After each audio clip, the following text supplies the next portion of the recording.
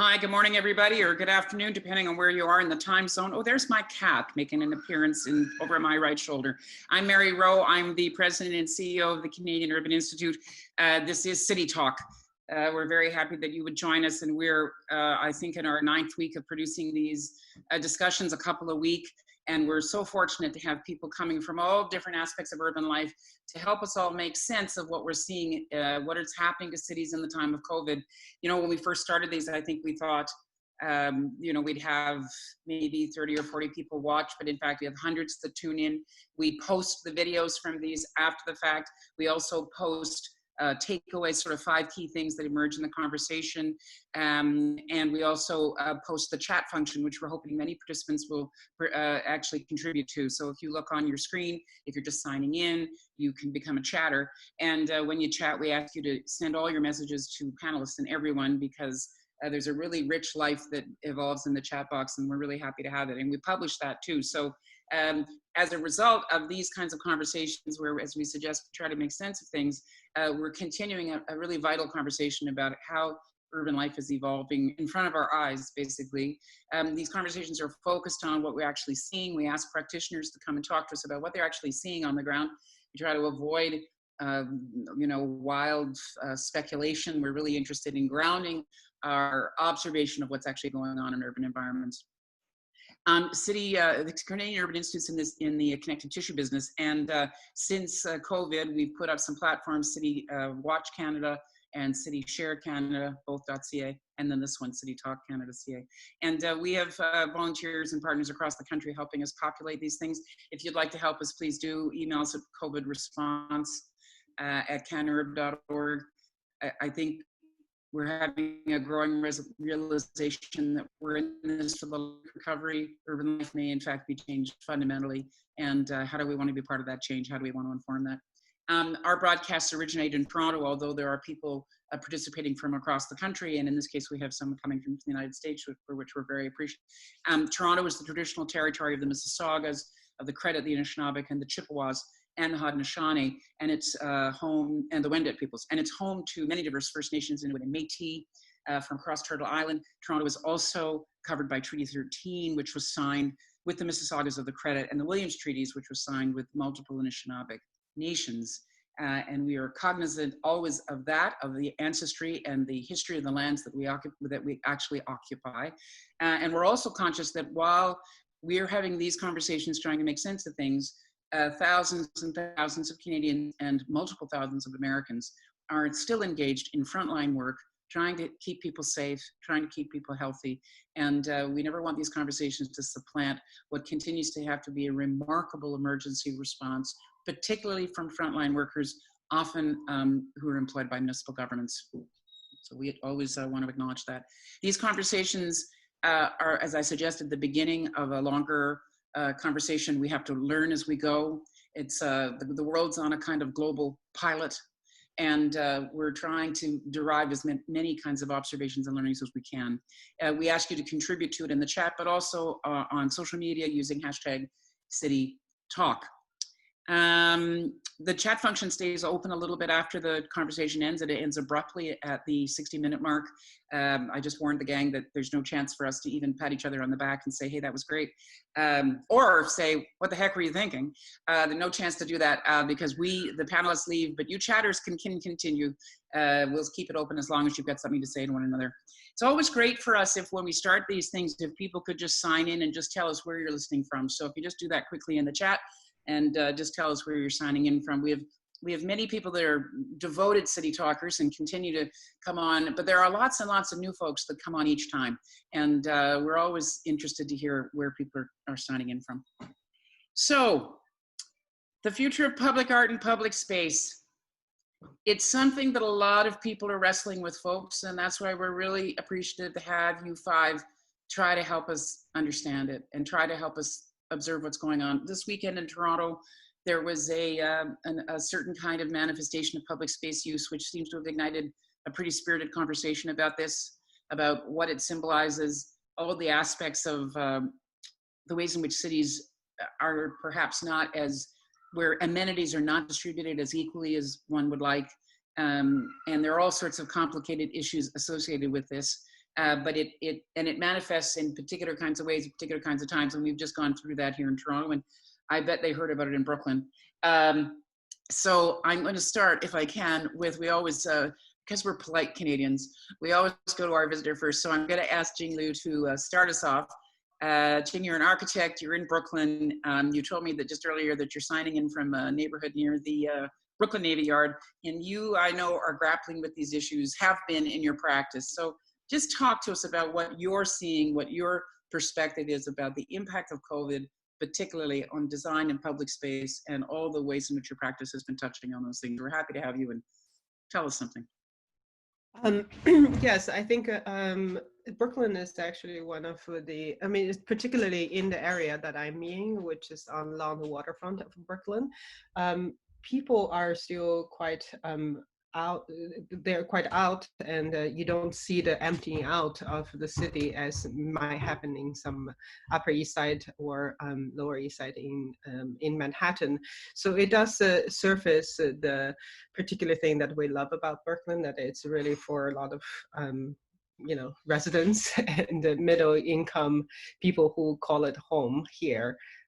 As a full-time residents, and there's a lot of the younger generation around Brooklyn that are starting to, I guess, after 2 months of being housebound, starting to be more careful, but still like kind of coming out on the street. And now the weather is good, so you do see the street is starting to be more activated. I have not seen. I have been trying to have people to think about the outdoor picnic. We try to do that with our office as well.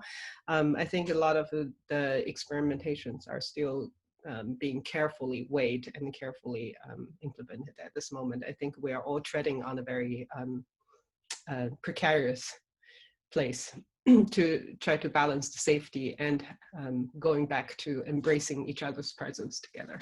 It's tricky, isn't it? I mean, we here, as I suggested, it had a particular episode on the Weekend in a Park. It's particularly very popular park with particular sort of category of user. And that's long before COVID. And then the way it's been used has been quite provocative. And the antidote to the way, what happened is that there was overcrowding, I think, or allegedly there was overcrowding, and there were questions about whether or not it was the most respectful way to use public space. And one of the ways that people are responding is to show a photograph from a Brooklyn park where the circles have been drawn with chalk. Mm-hmm. So this is a design intervention that somebody came up with. Do you have any idea how they arrived at that? How they decided to do that, and who was it, the instigator, that decided to do that? No, I haven't looked into the history of that, to be honest. Yeah. But there are a lot of interventions of, you know, just even in stores that has the banners that has six feet apart. So there are many kind of graphic representation of that 6 feet. And around the world, there are objects that's designed for the 6 feet apart. You know, in China, they design hats for the I know, and there've been sort of zany. There have been zany versions. You know, there's been pool. What are those things called? Pool, you know, those styrofoam things that people wear those. And can I just encourage people in the chat to direct your comments to all panelists and attendees. Thank you, Pool Noodles. Thank you, Irina. All panelists and attendees, so we can all see it. Well, I want to come back to you, Jing, because I think obviously design is a critical part of this, and we want to think about how public art is going to, maybe public art is going to be the answer to how we actually get back to navigating shared use. There's my optimistic provocation to see if you folks are going to tell me. Let's go to the two folks from sunny Calgary, although it's hard to tell because you're both in artificial light, but we've got both Guillaume and Tristan joining us from Calgary. And I think I'm going to start with you, Tristan, to talk a little bit about your perspective, the work that you've been doing prior to COVID, but how does it inform how you're observing what's going on through COVID? Sure. I want to clarify. Charles is my colleague, not Guillaume, at the moment. Oh, I'm sorry. Not at all. Sorry. That's totally my mistake. And I was more attracted to the alignment on the Zoom. Well, I'm not going to blame Zoom. It's me. Correct. Charles and Tristan. Thank you. Calgary. Guillaume, don't take it personally. Okay. No, it's okay. Don't worry. It's very strange in that as social practice artists, we spend most of our time with people, about people, in places with people, learning about places, and that's completely stopped. Not only that, Chelsea and I, we've been working together for nearly 20 years. I spend more time with him than I do with my partner, and we haven't been in the same space for, I don't know, 9-10 weeks since we came back from the UK. So how are you coping? I'm coping incredibly well. I rather like it. Don't take that personally, Charles. Oh, quite happy as well for the moment. But I think there's. Tell us, boys. I think there's something in, you know, we were on a meeting with a colleague not so long ago, and he said, please, can you put on your picture? I'm missing face contact. I need to see the picture. And I think there is something there, in that there's you're seeing a real shared appetite. Like never before has the entire world really gone through a very similar experience of understanding what public realm is, or knowing, having a shared absence, having something that they feel that they haven't got. So when I talk to my grandmother, it's the same experience I'm having here, and she's 5,000 kilometers away. So I think that's really quite interesting, and it's interesting that the value or the appetites that it draws up in various different people. And I'm seeing that artists are just adapting. They're moving those public realms, those social spaces, onto other platforms. It doesn't fulfill the needs, but I think artists are quite generally agile, and designers and architects, and say, yes, this is the moment. How do we respond to this social context? And look forward to how we shape public realms, or what are the new things that we really value, rather than maybe entertainment and commerce, but what's the substance of that? So we're working through those remotely from each other, and also continuing. We spend, I don't know, 8-10 hours a day sat on these kind of meetings working with people, and it doesn't feel the same, but you keep going. Mm-hmm. Charles, do you want to add anything to that? Not lots. Yeah, it's quite strange to be physically distant, but at the same time, it feels like we've never had so many meetings with people from all over the place. And it's, in a strange way, there's a stronger closeness that's happening that you can find through that new public space. There is those remote meetings and discussions that happen across the world, where you can suddenly have a project that you set up with someone in Edinburgh and someone in Laramie and someone in Calgary. That happens much faster than it could really have happened before. Mm-hmm. Even closeness with people in the street when you go for a walk, and there's much more acknowledgements of a commonality somehow. It's a wave. A wave means so much more. Like, you're hungry for it. that eye contact with the person on the other side of the street is a meaningful experience, because you don't have many of them. Mm-hmm. You know, tomorrow we have the mayor of Saskatoon joining us, Charlie Clark, and we're obviously trying to encourage Canadians to learn about other cities, which is what the Canadian Urban Institute needs to be about. And we were talking about how can we provide a context for why Saskatoon's important. It's important on all sorts of things, but of course it was the birthplace of Joni Mitchell, who of course wrote the famous song Big Yellow Taxi, which has that unbelievably provocative line, doesn't always seem to go, but you don't know what you got till it's gone, which we're going to play before we have Mayor Clark on tomorrow. And that, just was you're suggesting, it made me think of it, Tristan, that things that we took for granted, obviously in terms of interaction, now we can't do it. So even if you get a little bit of it, even as you say, a physical gesture to acknowledge that the other person is so important. It's interesting, isn't it? Yeah. Okay, let's go to you. Finally, Guillaume, I'm going to come to you, and then Ilana, I'll come to you at the end, because we go to Toronto at the end. But Guillaume, you're in Montreal. You're near Jean-Talon Park, I know. Talk to us about your perspective on this as you've been navigating COVID and your own practice, how that affects it. Yeah, so I don't know you are familiar with the Quartier du Spectacle, but it's in the very heart of Montreal, and especially during summertime, it's a place to be with tons of events, festivals, public, and the people from everywhere is coming. So during summer, it's a place to be, a lot of people, and suddenly with the crisis, nothing happens. You know, everything has been canceled, postponed. So we've been from a place where thousands of people to a place of only few people coming in.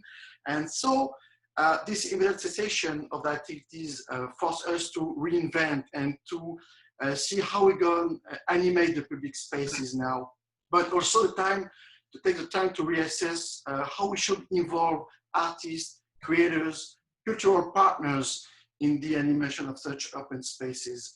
And that's quite a big challenge for us now.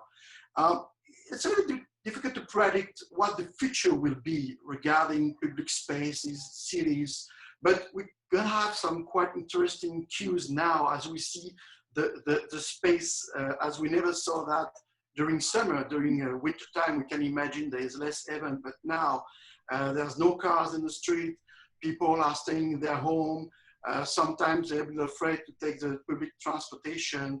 So we try to see how we can make those public space being a meeting place again, not only a place for a passage, but to see that as an open destination. We have to recreate a destination.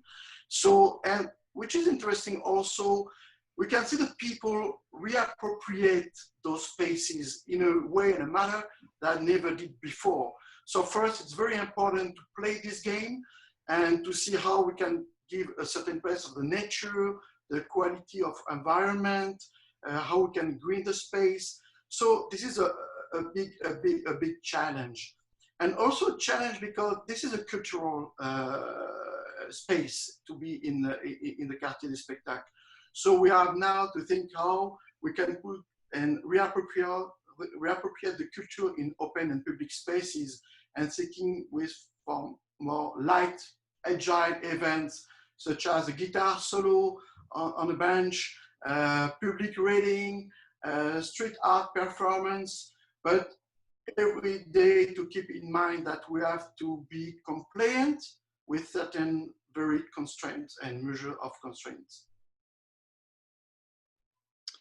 You're raising such interesting questions about space, place, art, artists, public, and this, and each of you, I'm going to go now to Ilana, who's at the Bentway. Each of you, I think, has been engaged in work that has been, I think, manifesting in shared outdoor public space. Particularly, we're going to hear about the Bentway. I should just say that the film reel, the little slide reel that you saw that I was watching intently, which caused me delay coming on the beginning, we'll run it again at the end of the day, at the end of the show, and we'll put up on the chat function that link so you can see that.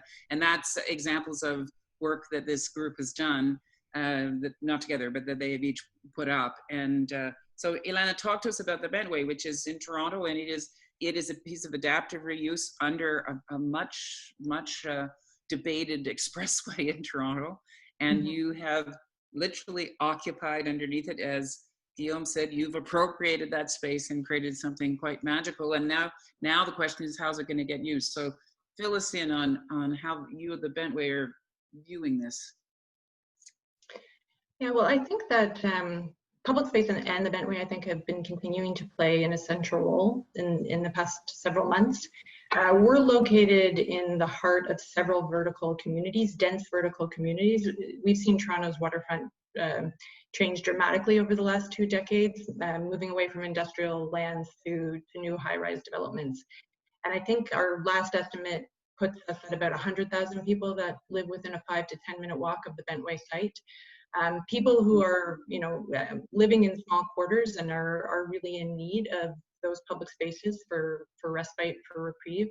So the site, even though our facilities have closed, it's remained fairly active with dog walkers, people exercising, families out there, as well as people who are looking for shelter and public resources in a different sort of way. So I've been very grateful that we've been able to play that continued role during this challenge time. But I think this next phase of our recovery will occur in public space. I mean, we are already seeing the challenges that are presenting themselves for a lot of our institutional partners behind closed doors. You know, as we start to think about how commercial life is going to return, how cultural life is going to return, I think it's going to primarily be in public space over the next several months to a year. When you say, Ilana, when you say public, are you saying outdoor? Outdoor, yeah, outdoor public space. Not indoor public space. Yeah.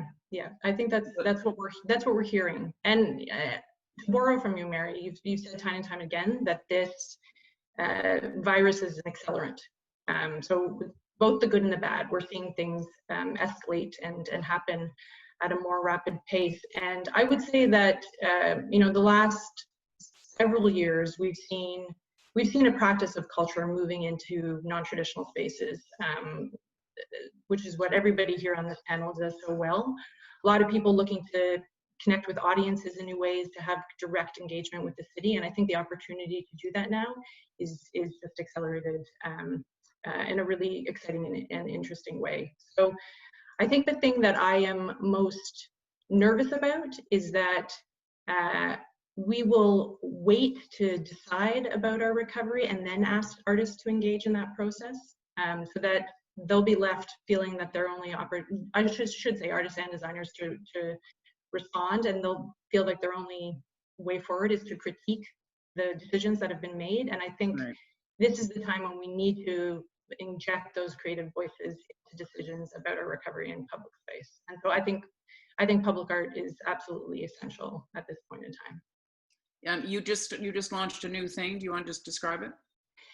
Yeah. So we, you know, unfortunately, like so many others, we were ramping up to an amazing season of programming on site. Jing was one of the designers that we were collaborating on that, and had to shelve those plans, put them on hold, postpone them until we're able to gather safely again.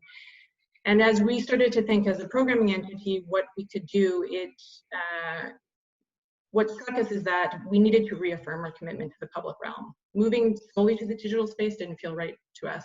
So we started looking for opportunities beyond the site proper, and recognized that there was a lot of opportunity in traditional advertising forms, digital billboards, wayfinding, presentation spaces that were in the public realm that could meet people where they are, and still have great visibility.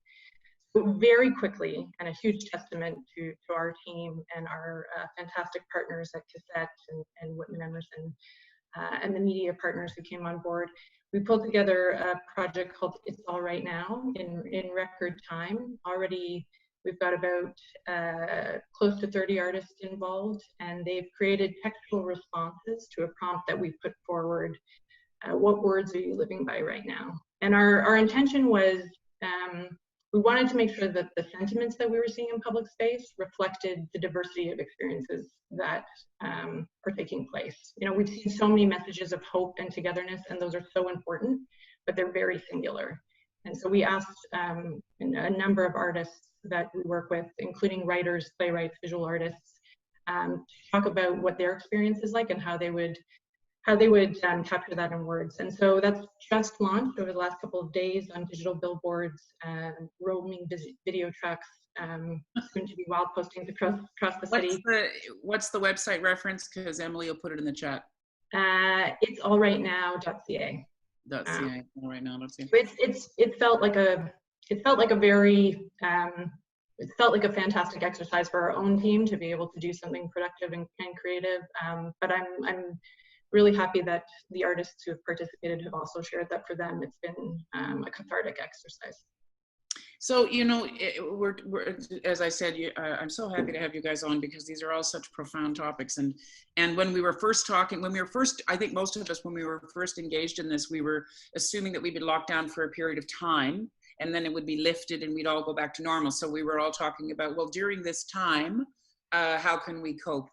But now I feel we have to even change the title of this series, because the time of COVID is not likely to be limited. It's just going to be our future. And is this the public realm now? This?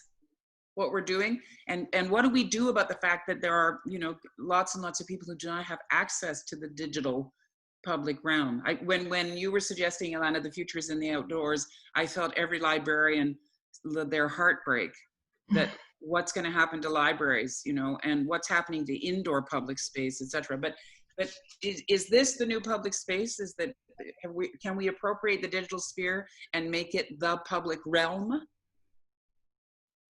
Guillaume, you're a digital guy, I know. Yeah, I'm sure that is going to be playing a big role, and to move certain events from the realm to the digital world. But I think the people, and we see that strongly now, people want to reconnect again. They need to be all together. Physically, they want to physically, and the way we just ambition to regain the public art and to make the people coming back, it's, as Ilana said, we are working very closely with the artist community, creator community, to think all together about the solution.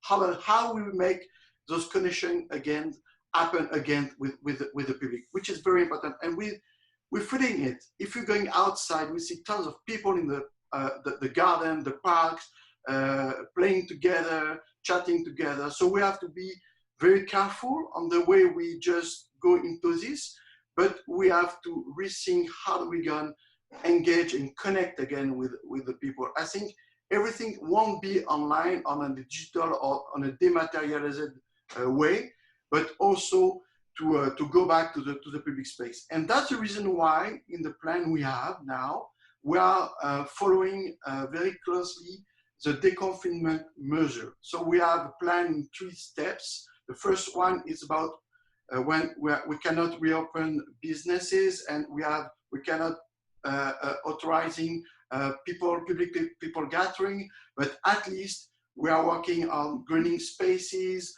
put some picnic table, make the fountains working again, as the people just can come, have a peaceful, relaxing environment. The second step will be much more interesting. How do we can provide a certain kind of programmation content in respect with the constraint and the measure of deconfinement, meaning we can authorize a limited number of people coming together. For sure, we cannot have indoor events. And that's a moment where the contribution and the ideas who are coming from the cultural and artistic community is very helpful. They are the creators.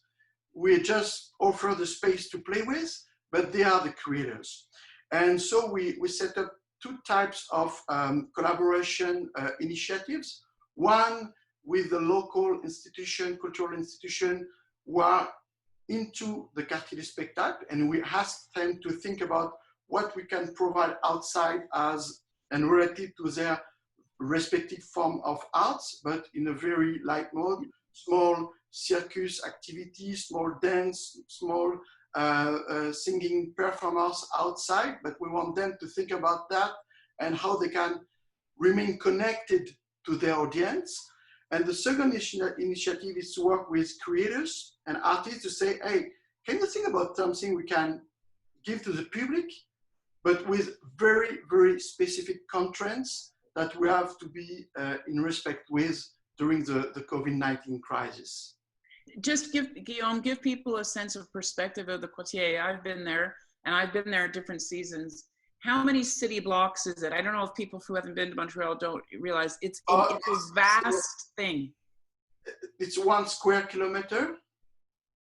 So you can imagine it's like, I don't know how many blocks, but it's like 4 or 5. And, but we have 8 open, it's compound of 8 open spaces, so different size. Yeah.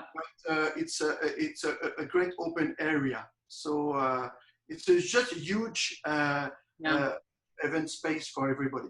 Yeah, it is spectacular, true to its name, and it's been the good thing. We were suggesting one of the things is if you were equipped well before the neighborhoods that were equipped well before COVID and had amenities have been able to respond more quickly. Places that didn't have a Quartier spectacle are kind of less able to be as resilient. You know, each of you have assets that you're working with, and it's fortunate if you have them, and you're going to do better. I'm wondering, just to you, Jing, in New York City, you know, the epicenter of this catastrophe globally, and extraordinary challenges that the 5 boroughs have experienced. Are you thinking about the design interventions or the art interventions that can continue to get traction? You know, we sort of recognize that nobody has an answer right now, and I'm wondering if this is an opportunity for artists, designers, crafts, artisans. Tristan gave us the list there of all the categories. Is this a moment for your gang to infiltrate and say, we've got some solutions? Is that already happening in New York?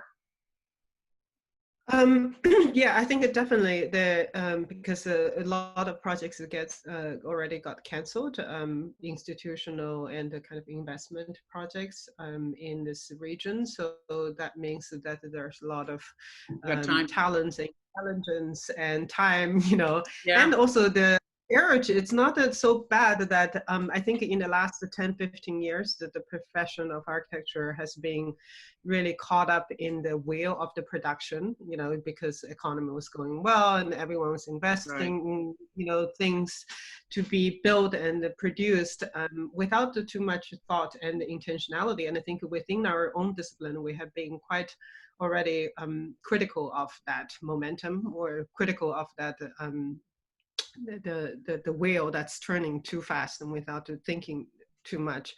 So I think it was due time and for our community to actually feel that, okay, now it's time for us to really think about what we want to do and what we want to say and address the problems that's been compounding for a long time, and we were just too busy to address that. And I think a lot of the public inequalities, accessibilities to the public space, public amenities, and the maintenance issue of public space, all of that is not new topics. I think it's being in the discussion for a long time, and I think it just accelerates you know, everyone's attention to that at this moment. What will come out of it, we don't know, because it's a monumental existential you know, shift at this moment, right? So I don't think any of us can pretend that we know the solution, and there are multiple strands of discussions like climate issues and, you know, social equity issues, and you know, not prefacing production, but prefacing more kind of a social practice issues. There are so many strands, and we don't really know how they kind of can help each other and reinforce each other, and in our effort moving forward. But I think it's a fertile moment for experimentation. And maybe going back to what your previous question about the digital versus the physical, and from our point of view, in our practice, I think from 12 years ago when we started, we already advocated, and Ilana knows this pretty well because we've been talking about this project pole dance that we were trying to bring to Bentway, which is a project we did 10 years ago. We already had the feeling that it's not very helpful to talk about the divide between the digital and the physical. At the end of the day, we have to think about how do we want to be together as human beings, and the digital systems and experience do certain things better than the physical because it's faster, because it's, again, the let's say the distance, in physical distance is not as important, and it can be overcome quite easily through the digital systems. But in the physical space, there's still so much information that's not coded, just information that's transmitted knowingly or unknowingly through physical interactions. Like you wave at someone 6 feet apart and that person is smiling, or that person is in the shade versus in the sun, right? There's just so much kind of tactile, experiential qualities that's even unknowingly transmitted between human beings that just cannot be replaced through digital experience. Like now you don't know what's what's the space around me, how it smells, how the sound I'm hearing versus the sound that you're hearing through the Zoom is very different. But the flip is I actually have access to your interior space, which I wouldn't normally, because we would be meeting in an exterior space. So they're exactly, and I think the divide to kind of saying that one digital, are we going to only live in the digital or only live in the physical, which one's better, is maybe not a helpful discussion. And the question, maybe it's more like last century discussion. I think it's more about hybrid. We have to think hybrid, and it's probably more productive to discuss how do we want to interact with each other together.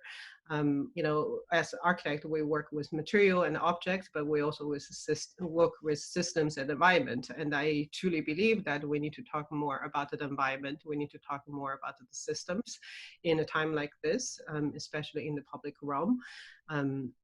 And less focusing on the objects and the material, because that's, at the end of the day, what I was talking about, the hat, like all of that, it seems to be too much coming from the individual, and that we're still operating in kind of a defensive mode. But if we're talking about, okay, drawing the circles, can that circle be melted together? Can that circle be, can that line be, with some safety measure, be trespassed, and how will that trespass? Guillaume, do you want to respond? Of negotiation, and how? Okay. That's more. One, I think, rather Guillaume and then Charles. Oh, sorry, but rather than being digital versus physical, how can we bring digital into physical space? Meaning that we can use video projection, audio sounds, and those effects are amazing to create something special for the public and the audience. And so we can benefit from such technologies. And I see an interesting remarks on the chat, which think instead of shaming people for using parks, we should provide them with technology solutions. And that's exactly what we're going to do with providing like special urban furniture or street and arts performance, because we can use that in order to make specific paths, or in order to avoid having too many people in the same place at the same moment. Because we all know that people need to be all together, they need to go back to the open spaces and public spaces. But how can we use specific and very small event to create a kind of distanciation between the people, rather than having everybody in the same place looking for some specific events, but saying like, okay, let's make a street dance performance, but going through the street, and then you provide a kind of experience where the people are not all together, but in a distanciation mode. So yes, we can have creative idea to let the people coming back using public space, but also to not be one on the others. We're going to go to Charles and then Tristan, but it's a fundamental question about whether artists and people that are thinking smartly like you guys are part of the decision-making process in the first place. And how can you insert yourselves, or are you tired of putting your hand up saying, how about me? Do policymakers, of which we have a number on the chat, need to be much more intentional about recruiting your expertise and your interest and your engagement in this? So let's go to Charles and then Tristan. Go ahead. Yeah, I think that's a very good point that Ilana was mentioning as well, the importance of arts now, is looking at art not necessarily as simply displaying and performing artists, but also as a way of thinking about places and spaces. That artists are a completely valid participant in all these discussions, as Guillaume said. There's a way, an agility of thinking and responding, not necessarily at finding solutions, but maybe finding other questions that haven't been raised. Having artists being part of this questioning and experimenting, create things that haven't been necessarily thought about. And it's interesting, a time where experiments are happening much faster than they've ever been happened before. Because of COVID, yeah. Yeah, like you have all streets that are blocked off to traffic within days, which changes completely the way people relate to public space, because you now have those public spaces in areas that didn't necessarily have amenities before, and people are relating to this differently. So I think it's a time of opportunity that we should really try to have all creatives be part of the experimentation. You know, this is a time-honored conversation. I see Brad Bass engaging here about data. You know, part of the dilemma is that artists are tired of having to provide their own justification. Should not other policymakers actually be doing the measurement, and then artists can actually have time to create art? Go ahead, Tristan. I think there's your early question is, you know, where is this public realm? And the truth is, we don't know. None of us know.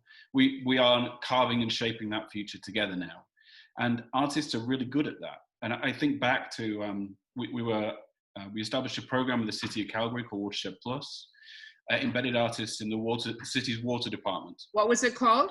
Watershed Plus. Watershed Plus. Is there a domain name that they can put up in the chat? Yes, there is, definitely. Watershed Plus. Sure. So it embedded artists within the work of the utility.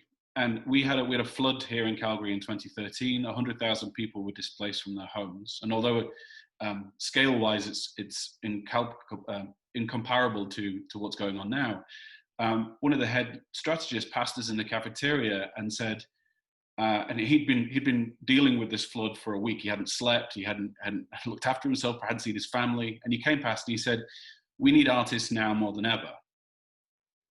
And I think it's partly to help digest and process what's taking place to us. Mm-hmm. It's partly also to help explore and tackle the real questions, not just entertain us or pacify us or give us solace, but also to help us find new solutions and new ways of being together. Mm-hmm. Exploring public realms of all kinds together is something where, this Canada, the US, we have an army of people that think in very different ways, and we need to implement them.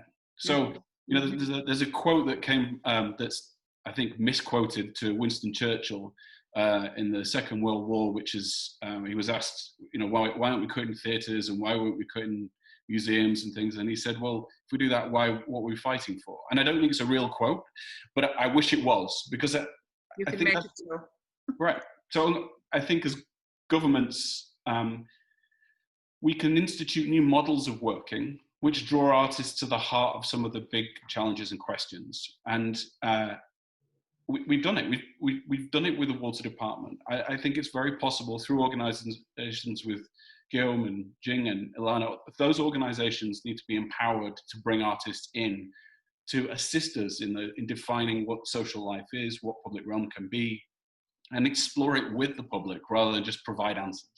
So I want to go to Ilana because she's stewarding a hybrid. I love the hybrid term. I know artists love hybridization. I've never understood it, but I'm trying to learn. Ilana, mm-hmm. the Bentway is a public asset, but it was actually privately initiated, right? Mm-hmm. And you've somehow been able to find the magic sauce to get a whole bunch of folks to invest in that project. Do you see that as instructive, the way forward? And it was a space that a lot of people wouldn't even have known could be art, right? Yeah, I mean, I think that we have to be thinking about joint agency right now. We've had to think about it for a long time, but for me, that's one of the greatest learnings from the Bentway, which is that there's no single entity that has responsibility for our public space. And as we continue to see debates play out in the city about the importance of the social contract to each other and personal responsibility, it comes down to that idea about joint agency. I mean, if COVID has proven anything, it is that we are only going to get through this if we choose to care for each other and respect each other and respect the spaces that we share. But I just want to comment on what Tristan and Charles were talking about. The Watershed Plus, I think, was such a fantastic initiative, which I know Tristan and Charles were the first artists in residence there and really shaped the program and shaped it in very powerful ways. But I think that way of thinking about moving away from product-driven responses and giving artists the opportunity to work and think without the responsibility of creating something, creating an object, Right. is really important right now. And does that connect to what Jing was suggesting about systems? Yeah, no, absolutely. We have to create interventions that are more than, as you suggest, an object. Yeah, and I don't think in any case we can do it alone. The key here is that we're coming together as interdisciplinary teams to think through problems, and any design of public space, even in as we start to think about public art projects, we need that public health perspective, we need the social services perspective, we need the artist perspective, we need the designer perspective. I think that's the way forward, and we've proven that we can do it, and we can do it at rapid speed when we have to. So that needs to become the new model moving forward. So the irony here is that I think you're all talking about the importance of place, that things are grounded in place, and how critical it seems to be to our psyche to have some attachment to place. And here we are talking virtually about place. It's a curious thing. Jing, I want to come back to you. You talked about, very interesting to me to hear you suggest that the previous decade was preoccupied with production, and now we're in a new jumbled up state. So artists are very familiar with scarcity, and when I hear you speaking, I'm old, and it reminds me of how I felt when the 80s ended. The 80s to me were just so fast, so busy. Everybody was making money. It was busy, busy, busy. Then the 90s, there was this dip, and then out of the 90s came some really profound shifts and important things. Do you think we're going to be at an inflection point where we're going to be able to recast these relationships that people are implying around decision making, resource allocation, how artists created, a lot of people in the chat want to know how art's going to be supported. Can you see hints of that? Yeah, I think that it's interesting when you talk about the 70s and 80s and 90s and 2000 in that way. We have to also recognize that in every cultural realm or every country and the geographic locations, those cultural developments are very different. For example, I grew up in China in the 80s, and I experienced a completely different psyche than I would say like the Western world experienced the 80s and 90s and 2000. And I think this is the first moment maybe in history where we see the entire world experiencing something together. And that yes, everyone experienced it differently, and we are noticing that the people who are suffering one after another natural disasters and in India versus me in the epicenter in Brooklyn, but still somehow like surviving and working behind Zoom. It's very different, right? But we are all inevitably tied. We understand within one system globally, which is the first time maybe in history that we have this. Yeah. And I think the scale is monumental of how do we grapple the scale of this kind of globally tied together experience. And, we are seeing a lot of, obviously, people running away from it and trying to fortify our own existence, so to say. But I do feel that this is the moment that we have to, the issue or the problem and the question is too big to run away from it. It's just going to prolong it. It's just going to drag it on, and it's still going to come back and catch. So can I ask you a specific a question about your neighborhood? We're localists. CUI's just launched a big thing called Bring Back Main Street. We're concerned about how do we actually support local supply chains? How do we actually support local places and the quality of places? And how will the pandemic enable us to really double down on that? You're very close to the Brooklyn Navy Yard. New York has been really intentional about investing in local manufacturing capacity and the relationship between designers and manufacturers, small scale manufacturers. And they did it by taking a publicly held asset and investing in it so that small manufacturers and designers and artists could co-locate. Do you see this? And Brooklyn, of course, is now synonymous with local everything. You've become the desire place. I love that, Guillaume, desire. You're the desire place for lots of people. Do you think we can build on that? You have been doing it.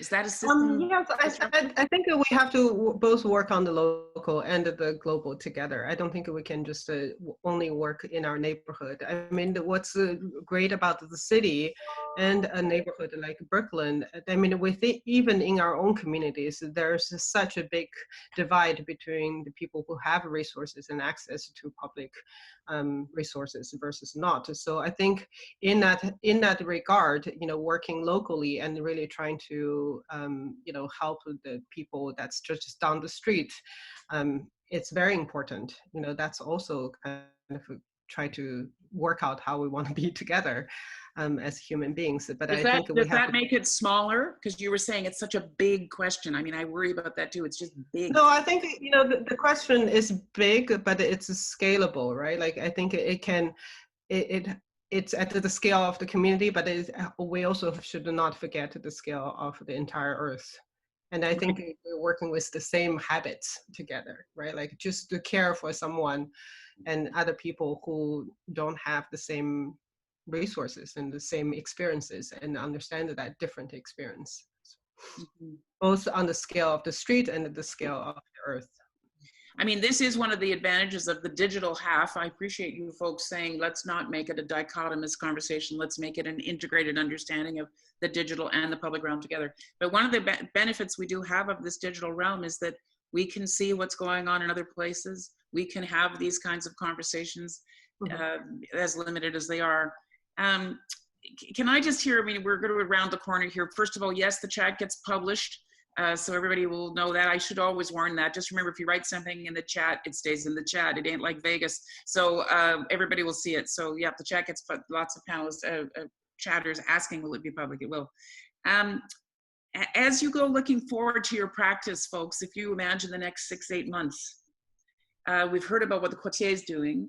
Maybe I can hear what the thinking is in Calgary about what you're going to be prioritizing in your practice over the next half year into 2021. Thoughts on that? Yeah, we were asked by a curator 8 weeks ago. We just got back from the UK from working there, and his question to us was, so you're social practice artists, what are you doing about this? And the reaction was, this is all new to, we have no idea. Right. But it kept sort of chipping away at us. We produced, and one of the images shown was an online project, or an expansion of a project online, which was live every day for a week, called Stories from Here, based on individual memories that had come through another project in Laramie, Kansas City, and here in Calgary, with people, developed with people. So one, it was a way of kind of exploring that question ourselves. What is a social practice in this situation? It was also, how can we bring people together into a moment of kind of exploration and discovery themselves into other places and other relationships, and have some of that contact that you have when you have a face-to-face and you tell stories around a fire or a dinner table. So I think there's a continuation of that work of what is it and how do we do these things? But at the same time, it's an adaptation of projects that we're doing in the Middle East or in Scotland or in the US. They move forward, they continue, and we evolve them in slightly different ways. We've just taken a new project on here in Alberta, and the first step we would usually do is to go out and meet people in that place and start to, and it's very difficult to do that when you don't know who you want to find. And you have to reinvent your process. I think that's quite healthy for people, generally. And I hope that we come through the next few months redefining the real essential parts of things, whether that's in the public realm. We can get rid of some of the fluff and get to the essence of it, because we've all had the same shared experience. And I think that's the same in art practice and the process. We cut out the unnecessaries, and we dive into the things that are really essential, and pursue them as the real line of inquiry. I'm interested, both you and Jing are making this point, that it's not about the product, it's about a process. And the idea that even though you're locally place-based in your work, it has this global connection that we are having a universal experience of some kind, in varying degrees, of course. Yeah. What about you, Guillaume? The plans in Montreal and how your practice is going to, you're about to go through a really extraordinary set of months of experiments, right? Oh. Can't hear you, Guillaume. You're muted. There we go. Yes, you're right, and I totally agree with what we have been said about the collaboration process. I think it's crucial to have everybody at the same table, whether it's virtual or physical. And I think we can drive the ideas thanks to the sharing of best practices and what we can see out there, not only in our own local destination, but by putting together all the great ideas. And in a sense, the artistic and creative community is so helpful. And we see them very differently, as you mentioned previously, when they're not the people who just provide with specific installation of product based on the call for project process, but it's also people who have some good ideas, and we can be astonishing by those ideas. And I would just share on the chat a very good paper made by Billy Toulejo about the future of public space. I put the button now. And you will see how a creative company, a small creative company, can say, hey, I've looked around and there's some huge ideas you can put in place, and we have to benefit from that.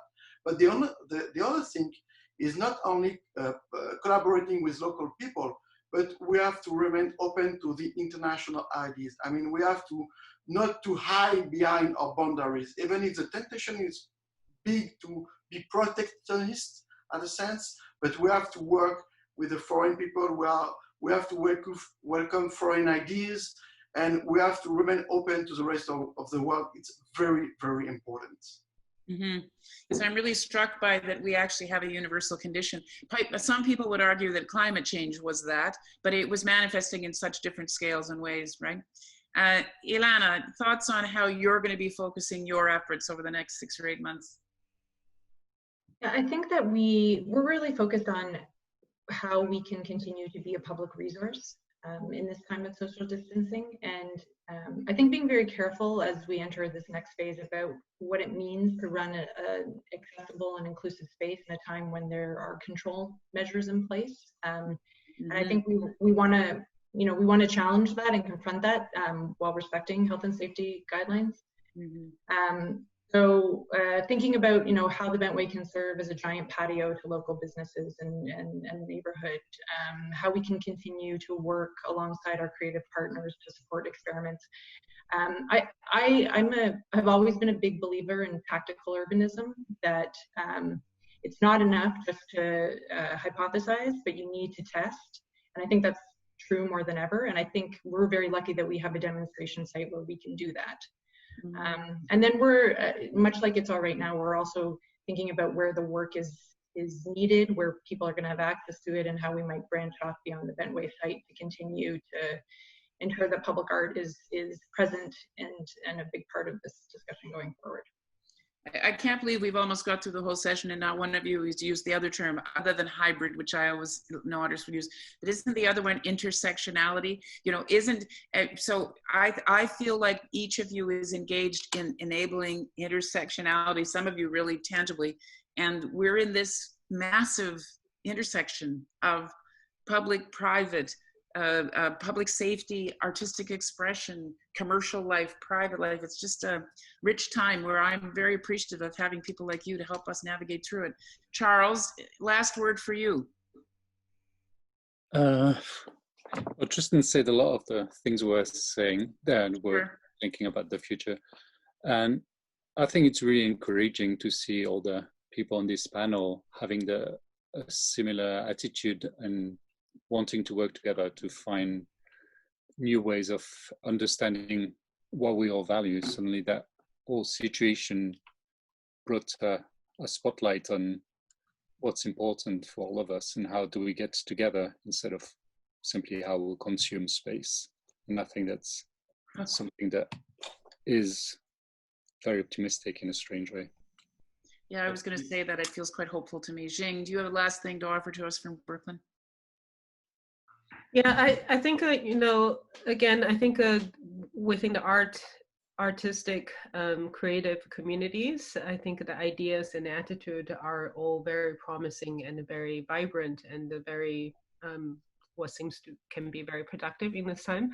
I do think that maybe to Ilana's point of how do policymakers and the politics to a certain extent pivot towards that that shared positivism that we all feel within our community is the biggest challenge, because I mean, yes, you know, in America, the election is coming up, and that just makes everything. We've heard that.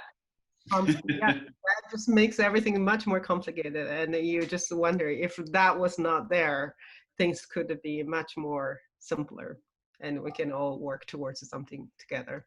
I mean, the thing is that you're all in the discourse business, you know, you're creating provocations and discourse in a place and a space, and even in different forms of democracies, in ones that are highly engaged, some that are functioning well, some that aren't, all the polarization that we're aware of. It's organizations and initiatives like what you folks are advancing, which give us some hope and some capacity to be able to try to parse through in this extraordinary collective experience and experiment of living with COVID. So thank you very much for joining us and providing all these insights. Lots of very thoughtful things that you've offered, which is why we keep them in the archive so people can go back and read again. What was that person said?